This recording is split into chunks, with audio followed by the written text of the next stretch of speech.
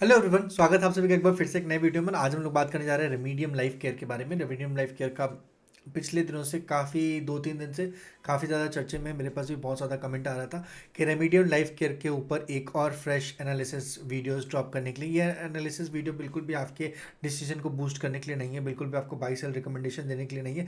जो भी facts available है, जो भी डेटाज अवेलेबल है ओवर द नेट, वो हम आपके साथ शेयर करना चाहते हैं। टेक्निकली फंडामेंटली हर एक चीज़ के द्वारा हम इस चीज़ को आपको बता देना चाहते हैं। तो उससे क्या होगा कि आप एक डिसीजन लेने में सक्षम हो पाएंगे। आपको समझ में आ पाएगा कि चीज़ें वर्क कहाँ कर रही है, इसमें प्रॉब्लम्स क्या आ रहा है। और अगर आप देखेंगे रेमीडियम लाइफ केयर का, तो पिछले 2 दिन से अपर सर्किट लग रहा है। इसके पीछे का रीज़न हम लोग सबसे पहले देखने की कोशिश करेंगे।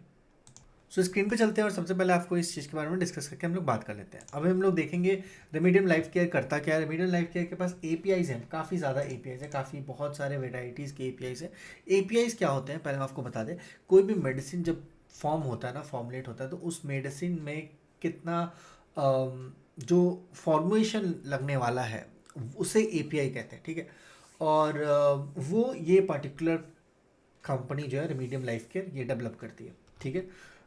इनका जो ऑपरेशनल प्रॉफिट मार्जिन है इस धंधे के बाद वो 0% है, ठीक है। इसी से आप समझ लीजिए कि अगर ये 100 करोड़ रुपए का भी बिजनेस कर रहे हैं, किसी ज़माने में जब ये कंपनी 100 करोड़, 200 करोड़, 500 करोड़ का भी बिजनेस करती थी, 1400 करोड़ का भी बिजनेस करती थी, तो इस कंपनी का बिजनेस 1400 करोड़ का होता था, सेल्स 1400 करोड़ का होता था, और लागत भी 1400 करोड़ रुपए ही होती थी इस कंपनी की।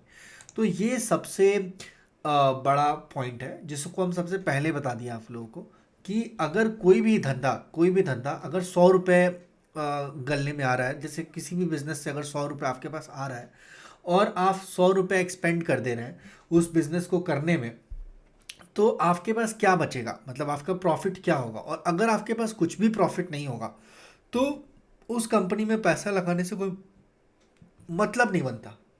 ये सबसे फर्स्ट पॉइंट है जिसको हम सबसे पहले कवर करने की कोशिश की है। बाकी आगे हम लोग बाकी सारी चीज़ों को भी देखने की कोशिश करेंगे। पर इस क्वार्टर में थोड़ी सी चीज़ें बदल गई, इस क्वार्टर में थोड़ी सी चीज़ें बदल गई। यहाँ पे अगर आप देखेंगे ना, 0% 0% 0% 0% का बिजनेस हो रहा था। इवन 100 क्वार्टर पे भी बिजनेस हो रहा था, उसके बाद भी ये 0% का ऑपरेशन प्रॉफिट मार्जिन कर रही थी। इस क्वार्टर में कंपनी ने 17.78% का ऑपरेशन प्रॉफिट मार्जिन किया। मतलब जब कंपनी का 25 करोड़ का सेल था तो उसमें सिर्फ एक्सपेंडिचर 20 करोड़ रुपीज़ ही लगा। बहुत सारे एपीआईज ऑलरेडी फ्रेम हो चुके थे, या फिर बिजनेस जैसा भी हो, जो भी चीज़ें चल रही हो, पर इस क्वार्टर में कंपनी का 4.4 करोड़ के आसपास का प्रॉफिट हुआ, जिसमें से कंपनी के ऊपर डेप्ट काफ़ी ज़्यादा है, 2.81 करोड़ के आसपास है। अगर डेप्ट की अगर बात करेंगे, डेप्ट टू इक्विटी रेशियो 3.95 है। अगर हम बात करें ना, किसी भी कंपनी में डेप्ट की टू इक्विटी रेशियो अगर 1 से ज़्यादा होता है तो उस कंपनी में आपको इन्वेस्टमेंट नहीं करना चाहिए।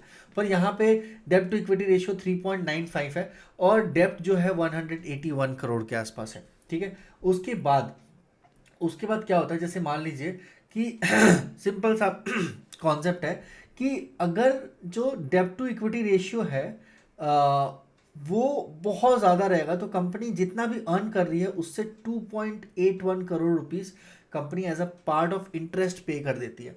तो कंपनी के पास बचता है 2.46 करोड़, और वो टैक्स भी पे करना होता है। उसके बाद 1.78 करोड़ के आसपास 0.04 का अर्निंग पर शेयर है। ये कंपनी का फंडामेंटल था सितंबर मंथ का।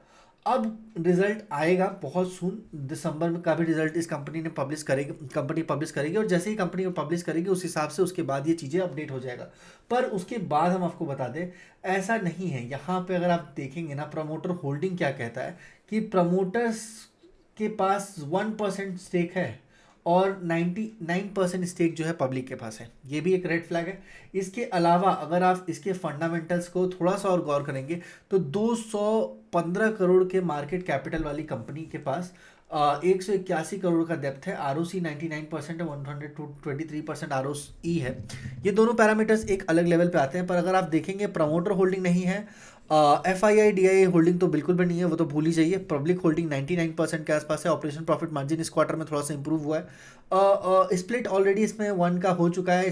ये शेयर जो है 38 के प्राइस से गिरते हुए 4.81 पे आ चुका था। अभी इस शेयर ने में पिछले 2 दिन से अपर सर्किट लग रहा है। अब हम आपको थोड़ा सा और एक बात बता दें कि अगर क्वार्टरली रिजल्ट इस शेयर का अच्छा आता है वॉल्यूम के साथ, तो ये सस्टेनेबल होगा। अभी नेक्स्ट अपर सर्किट अगर कल लगता है तो ये शेयर में आप देखेंगे 50 डे डेली मूविंग एवरेज का जो ग्राफ है उसको ये शेयर बीच करते हुए आगे बढ़ेगा। तो 50 डे का डेली मूविंग एवरेज इसमें क्रॉस होगा और उसके बाद से थोड़ी सी आपको इसमें और चीज़ें देखने को मिल सकती है, जो कि कंपनी बहुत ब्रूटल तरीके से गिरते हुए बहुत अच्छा खासा इसमें गिरावट आ चुका था। अभी यहाँ पे वॉल्यूम भी एक्यूमुलेट हो रहा है, वॉल्यूम के साथ साथ शेयर्स प्राइस में भी इंक्रीज देखने को मिल रहा है। ऑलमोस्ट 4 से 5% 2 दिन का अपर सर्किट लग चुका है। पर स्टिल आप फोमो में मत आइए। ऐसा नहीं है कि you should be fair of missing out और समथिंग लाइक दैट। आप इस चीज़ को समझने की कोशिश कीजिए कि अभी भी इस शेयर में बहुत ज़्यादा डाउनफॉल हो चुका है। अगर ये 2-4-5% के चक्कर में ऐसा मत कीजिएगा। थोड़ा सा एनालिसिस करने की कोशिश कीजिएगा, थोड़ा सा पेशेंस रखने की कोशिश कीजिएगा। किसी चीज़ को छूट जाने का आपको अंदर मलाल मत रखिए। मार्केट बहुत रिवॉर्डिंग है, टाइम पे आने पर सब कुछ आपको मिलेगा। थोड़ा सा पेशेंस रखने की कोशिश कीजिए। जो मेरा इंडिकेटर है, इस इंडिकेटर को जब हम अप्लाई करते हैं इस स्टॉक में और एक दिन के चार्ट फ्रेम के साथ अप्लाई करते हैं, तो आप देख रहे हैं कि किस तरीके से एक दिन के चार्ट फ्रेम पे भी मेरा जो इंडिकेटर है वो अभी भी बाई सिग्नल नहीं दे रहा है। ठीक है, ये मेरा जो इंडिकेटर है वो अभी भी बाई सिग्नल नहीं दिया है। ठीक है, तो मेरे कहने का क्या मतलब है ना कि अभी भी बाई सिग्नल नहीं दिया है, मतलब इसमें अभी भी सेलिंग प्रेशर ही आ सकता है, क्योंकि बहुत ज़्यादा गिरा हुआ है, बहुत ज़्यादा गिर चुका है। और बेसिकली अगर एक दिन के टाइम फ्रेम में इंडिकेटर अगर मेरा बाइंग सिग्नल नहीं दे रहा है तो I am not confident enough on this graph. But again, आपको हम किसी चीज़ से रोक नहीं रहे हैं, आपको हम इन्फ्लुएंस नहीं कर रहे हैं, आपको हम ये नहीं कह रहे कि आपको इस शेयर्स को परचेज ही करना चाहिए, बाई करना चाहिए, सेल करना चाहिए, वो कुछ भी हम आपको नहीं कह रहे। बस जो डेटा अवेलेबल है वो आपके साथ बताने की कोशिश करें। कुछ लोगों का कमेंट आया था जिन लोगों को ये स्टॉक के बारे में जानना था, हम सोचे अपडेट करते हैं बिजनेस क्या करती है ये कंपनी और ये इस कंपनी में डेटा क्या है। अगर आपको फर्दर और किसी भी शेयर के बारे में एनालिसिस जानना होगा, मेक श्योर कि आप कमेंट सेक्शन में कमेंट कर देंगे और हम इमीडिएटली आपको अपडेट करने की कोशिश करेंगे। Bye bye, take care, thank you so much. अपना ख्याल रखिएगा, बाय बाय।